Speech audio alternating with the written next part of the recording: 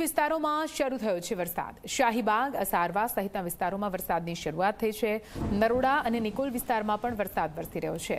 સતત બીજા દિવસે અમદાવાદમાં વરસાદનું આગમન થયું છે। આપને જણાવી દઈએ, અત્યારે પૂર્વ વિસ્તારોમાંથી વરસાદી સમાચાર સામે આવી રહ્યા છે, જ્યાં અમદાવાદ પૂર્વમાં નરોડા, નિકોલ સહિતના વિસ્તારોમાં વરસાદી માહોલ જામ્યો છે। વધુ માહિતી સાથે સંવાદદાતા સપના લાઈવ જોડાઈ ગયા છે। સીધા સપના પાસે જઈશું। સપના, વરસાદી માહોલ આજે પણ અમદાવાદમાં યથાવત જોવા મળી રહ્યો છે। થોડો ઘણો બફારો છે, પણ તેની વચ્ચે ઝરમર વરસાદની શરૂઆત। આપ જે વિસ્તારમાં ઉભા છો ત્યાં કયા પ્રકારના દ્રશ્ય સામે આવી રહ્યા છે, સપના?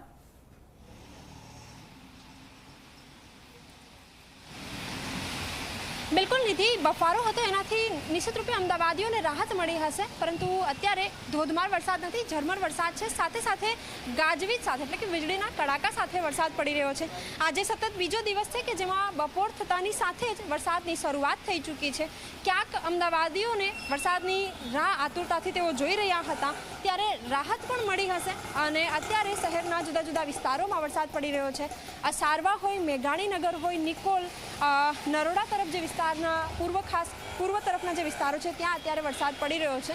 જો આ જ રીતે અવિરત વરસાદ ચાલુ રહેશે તો ક્યાંક વરસાદી સિસ્ટમના કારણે, પાણીના કારણે ક્યાંક અમદાવાદીઓને મુશ્કેલીનો સામનો કરવો પડે એ પ્રકારની પણ સ્થિતિ અત્યારે કાળા ડિબાંગ વાદળો જોવા મળી રહ્યા છે।